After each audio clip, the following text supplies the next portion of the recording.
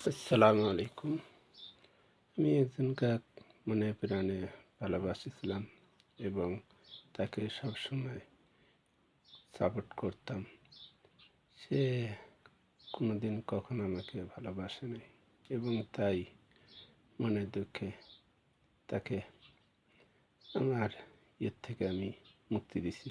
সে ভালোভাবে তার একজন দিয়ে তো হয় না, তার 7 জন ছাড়া। এর জন্য মনের দুঃখে আমি